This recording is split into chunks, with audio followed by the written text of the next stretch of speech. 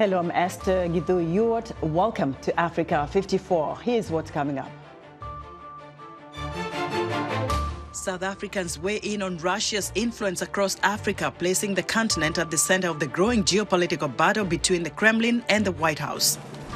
The war in Sudan continues to shatter the lives of millions of people, and humanitarian aid organizations are warning that it could turn out to be the world's largest hunger crisis unless the fighting stops. And U.S. President Joe Biden is set to deliver his election year State of the Union address. He is expected to discuss the economy, reproductive rights, immigration, and conflicts in Ukraine and Gaza. All this and much more coming up on today's Africa 54.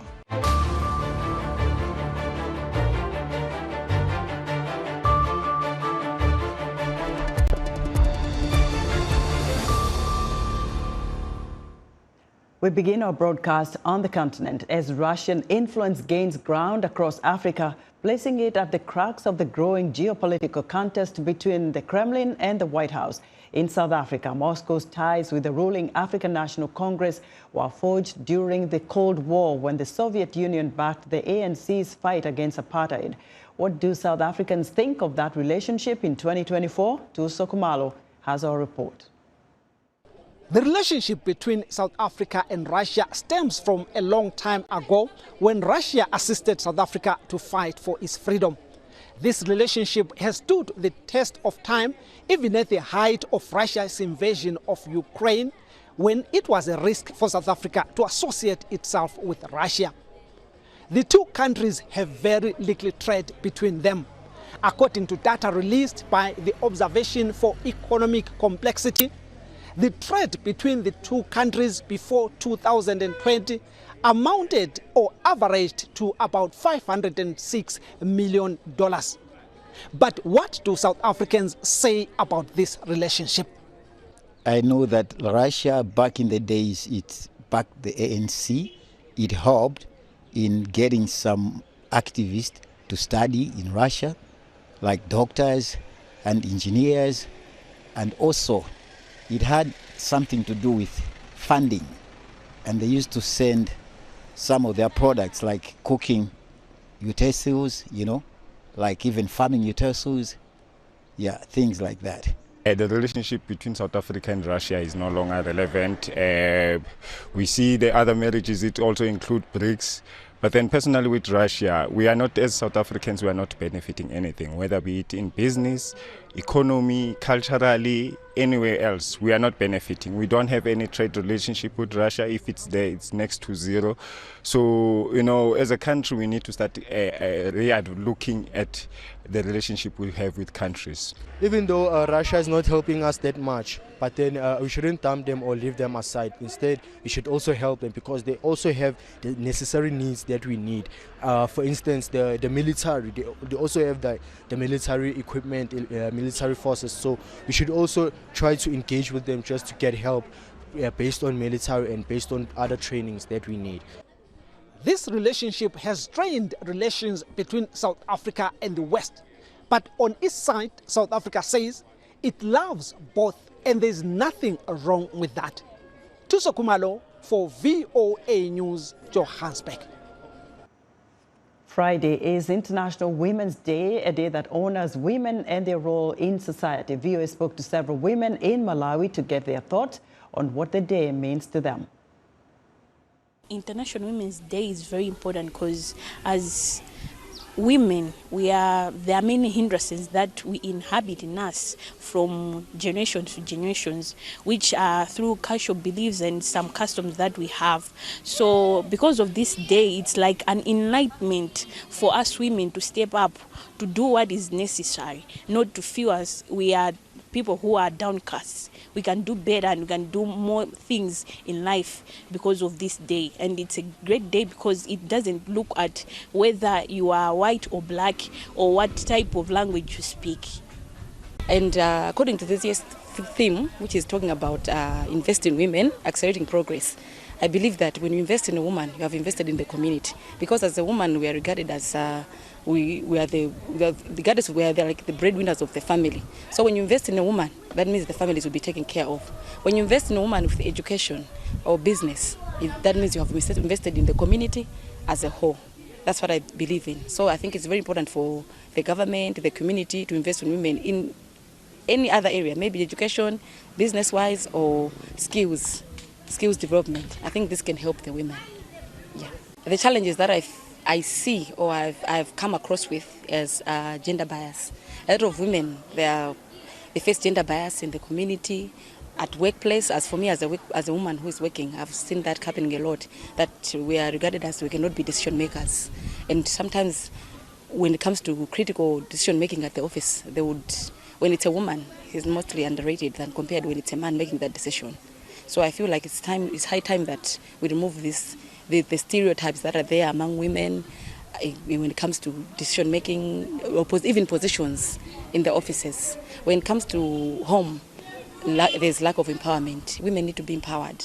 When you empower a woman, you've empowered them, you've given them the power to make their own decisions. You've empowered them to be able to make their own decisions, come up with their own businesses. You empower them to make independent decisions and to improve their livelihoods. As a woman, for the Day of International Women's Day, it's very, very important. We are able to learn so many skills from other ladies. We are able to know what other ladies are doing. We are able to encourage one another. So for my side, it is very, very important. For this day, to make it important to us, or to make it being good or blighter, I wish we have got conferences that we can meet so many ladies from outside countries, so that we can meet together and share what are our challenges, what we are facing what are our skills that we are doing.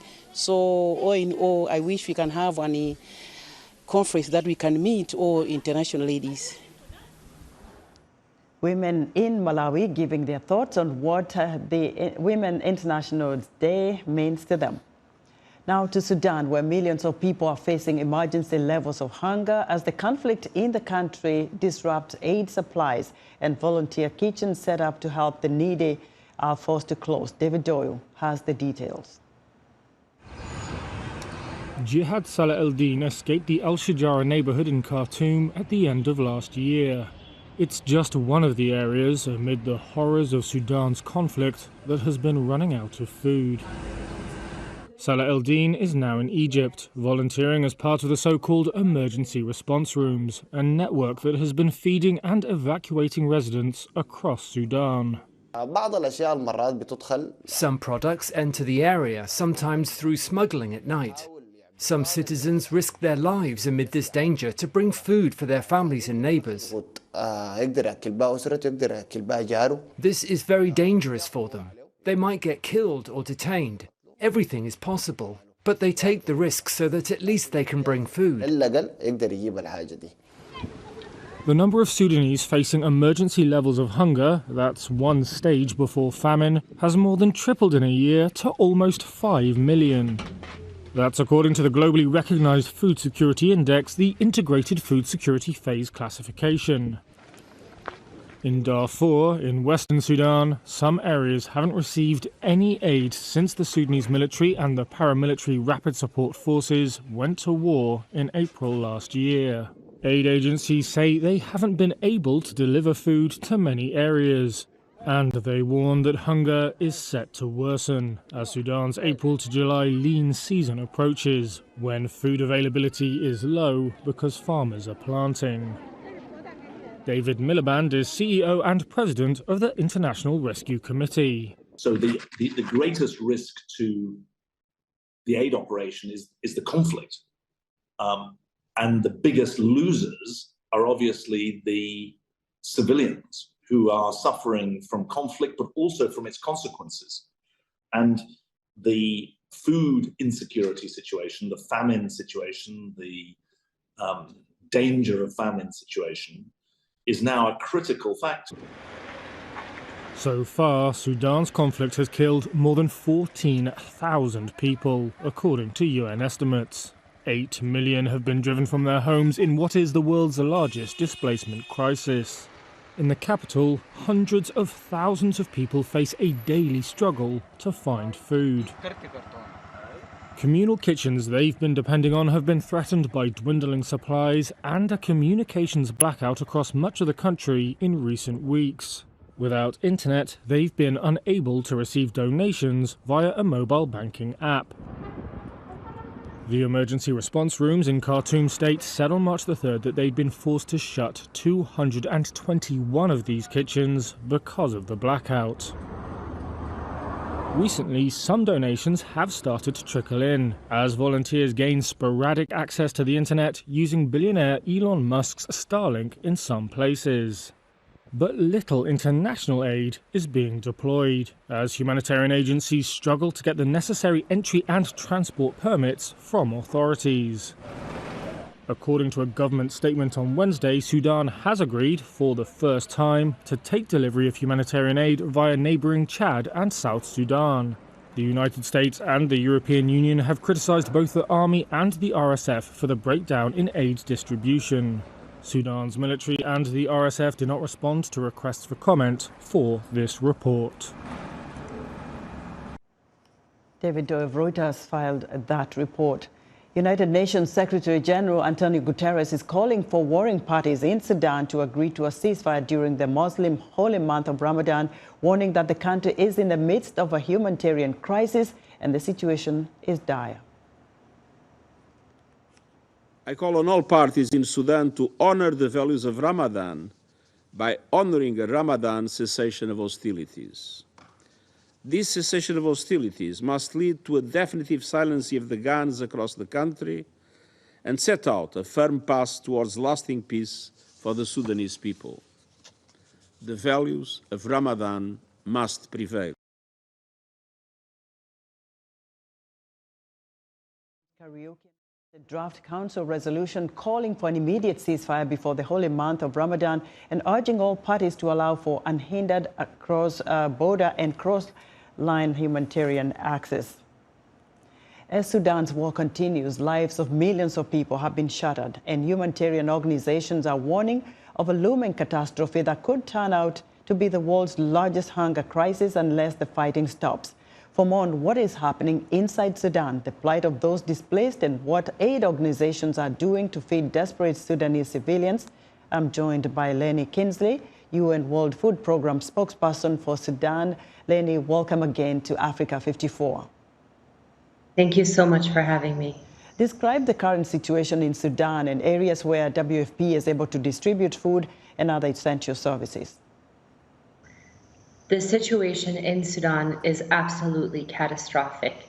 We're seeing record levels of hunger in the current lean season, when actually hunger should be less and there is more food availability.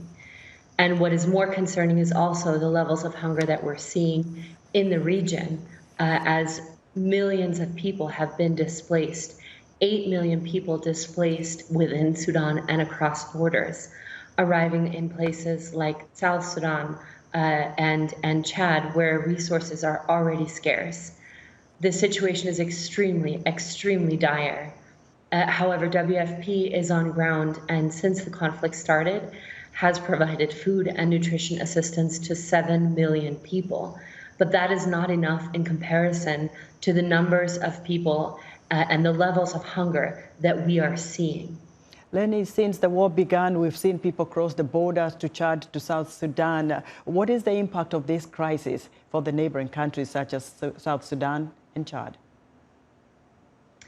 The impact is immense. We're seeing, even from 1 week ago, 80,000 people have fled their homes, many crossing borders. It is now nearly 2 million people who have fled Sudan. That's an immense number of people for countries like Chad and South Sudan, who are already facing food security crisis of their own, to be able to support. The resources, as I mentioned before, are incredibly scarce. Families are arriving at the borders, having escaped the fighting to safety, just to be met with hunger. And this is a regional crisis that is quickly spiraling out of control unless the conflict ends. And that is why we are warning that this could become, and risks becoming, the world's worst hunger crisis unless this conflict comes to an end and guns get put down. Now, you describe a very difficult situation there. How is WFP and other humanitarian aid organizations able to get these essential services across? What kind of challenges are you facing? Our biggest challenge is humanitarian access. It was mentioned before in the report now that cross-border operations from Chad into Sudan or from South Sudan would be allowed. We actually had a functioning cross-border operation from Chad into West Darfur, into Janina, which is one of the most food insecure and hungriest areas in Sudan. Unfortunately, authorities had revoked access a few weeks ago, so that cross-border operation stopped. Now they have reinstated our allowances to be able to do so, but from different border crossing points. So this is just an example of the difficulties that we face with authorities, with clearances, whether it is the SAF or the RSF. And the most difficult thing is that fighting is still ongoing, especially in conflict hotspots like Khartoum, the capital, parts of the Darfur region, now in and around Al Fasher, the capital of North Darfur. And it is nearly impossible for us to be able to transport truckloads of food assistance that is required when there's airstrikes, shelling, bombing ongoing.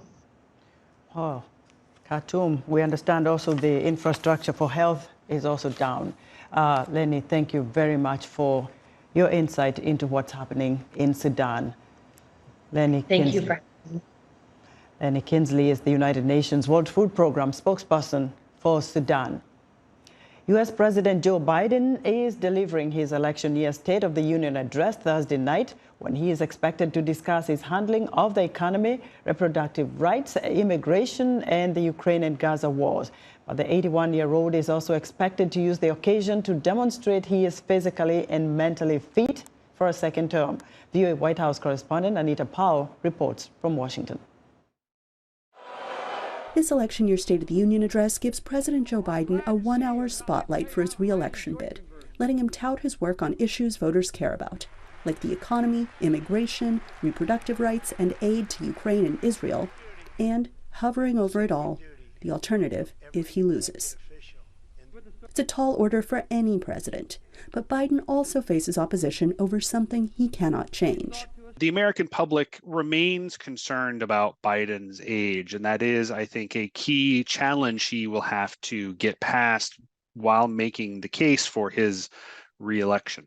The White House told VOA the president will focus on issues. He's very much looking forward to the opportunity to talk to the American people, to the Congress, and actually, quite frankly, the world, about all the incredible things that he has accomplished in these 3.5 years as President of the United States, from the economy to education to healthcare to employment, as well as on the world stage, and really restoring American leadership on the world stage. Presidential analysts say Biden's words will center on policy, but the sizzle will come from his delivery and audience interactions. I think he relishes being in the well of the House and mixing it up with members of Congress. The highlight of his State of the Union experience has been the moments when Republicans have rudely challenged him during his speech, even heckling him, and he's responded with alacrity, humor, and irony, and quite a lot of efficacy. Foreign policy analysts expect Biden to highlight the conflict in Gaza, noting that he has invited relatives of Americans taken hostage by Hamas to attend the speech. Previous State of the Unions have tilted a little bit more towards domestic issues. Of course, there's a domestic component to the foreign policy situation, particularly with the conflict in the Middle East. But this is definitely going to take up a lot of President Biden's focus, because that's what's on people's minds as well. Pollsters say another man is on voters' minds as well. For Biden, then, the key thing is showing that he can win the election against Trump. That's really the key thing he's going to have to show, even more than any sort of, is he doing a good job with the economy or immigration or any of these other issues. Biden gets his chance to answer that Thursday night. Anita Powell, VOA News, Washington. U.S. President Joe Biden is spending the entire day preparing for his annual address to Congress, during which he is expected to discuss a range of important issues. This year, his speech is particularly significant as it will serve as a platform for his campaign leading up to the November elections. VOA's Paul Ndiho joins us live from Capitol Hill with more insight on tonight's speech. Hello, Paul. Hello, Esther. So what's the significance of the address tonight and some of the issues the president might be addressing? Very significant indeed. This is going to be President Joe Biden's last State of the Union address before the elections in November. There are a lot of things at stake. The stakes couldn't be higher. But what I think he needs to do tonight is to draw a clear contrast between him and President Trump. And he's a skilled politician who has the ability to do that. We've seen him play a significant role. He's a crafted orator. So I think this is something that he's definitely going to talk about, not trying to appeal to the Democrats, but he's going to use this speech to appeal to the nation, evoke emotion, some sort of emotion, but also speak about some of the things, the achievements that he has accomplished during his term. And one of the other things that I think he's going to talk about is going to talk less about Trump, but focus on appealing to the consciousness of the American people. And on the domestic and foreign policy, what should we expect President Biden to address? Great question. On the domestic policy, at the end of the day, all politics is local. But he certainly has an uphill battle to rally support for himself and to convince the American public that he's still the right guy for the job. In terms of foreign policy, yes, there is going to be issues with funding the war in Ukraine, funding the war in Israel. Technically speaking, you have United States playing a role in both wars, but there is lack of funding. So that's something that he has to tackle going into these elections. Right. And very quickly, there are, of course, concerns about his age, women's rights. There's soaring inflation, as you mentioned. What are analysts predicting he might say to address those issues? Well, age is a big concern, but I come from a continent where we associate age with wisdom. And President Joe Biden could use that to rally support from young voters. He could use that to appeal to the consciousness of the American people. So for me, I see age as a positive thing for him to use going forward. Then he can also talk to the women. He's been seen as a champion of women's rights. A lot of women here are struggling with those issues. There is talk of abortion. Most recently, IVFs are being challenged in court. So he can appeal to women using stuff like that so that the people understand where he's coming from, that he's a person who really stands up for women's rights. All very well said. Thank you very much. VOA's Paul Ndiho speaking to us live from Capitol Hill, downtown Washington, D.C. We're excited to hear what you think about Africa 54 and all our VOA Africa programs on our website at voaafrica.com. Still to come, at least 200 people, mostly women and children, are abducted in Nigeria. We'll have the details after this break. Stay with us.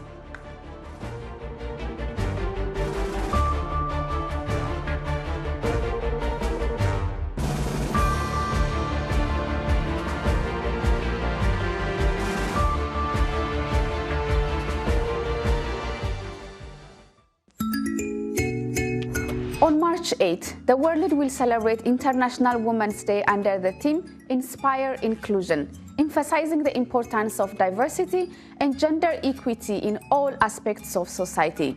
On this week's edition of Our Voices, we will discuss what it means to truly inspire inclusion, how to speak up against gender bias, and how to forge a better world where women are empowered to innovate, lead, and inspire future generations. Join the conversation each week right here on Our Voices.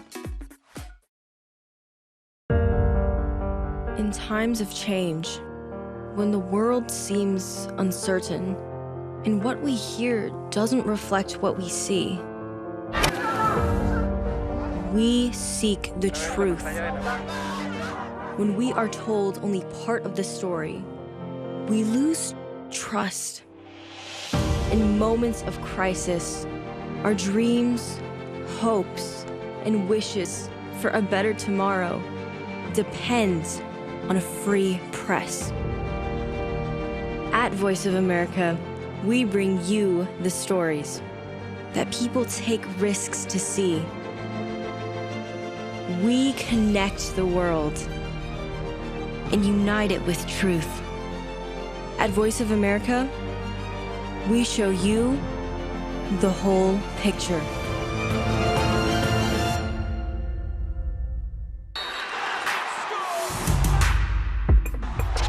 Season 4, rocking with the best.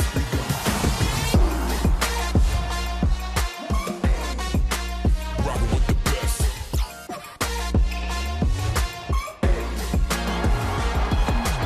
Season 4,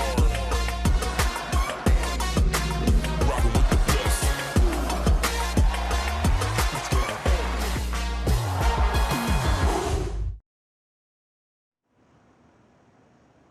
In other news, Senegalese voters are heading to the polls on March 24th to choose a successor to President Macky Sall, who is not seeking a third term and will vacate office on April 2nd. Sall plunged Senegal into one of its worst crises in decades with a last-minute postponement of the election that was originally scheduled for February 25th. The United Nations office in Nigeria says at least 200 people, mostly women and children displaced by violence in northeastern Nigeria, were abducted by Islamic extremists as they searched for firewood near the border with Chad. The victims had left several displacement camps in Borno State's Gamboru-Ngala Council area where they were ambushed and taken hostage.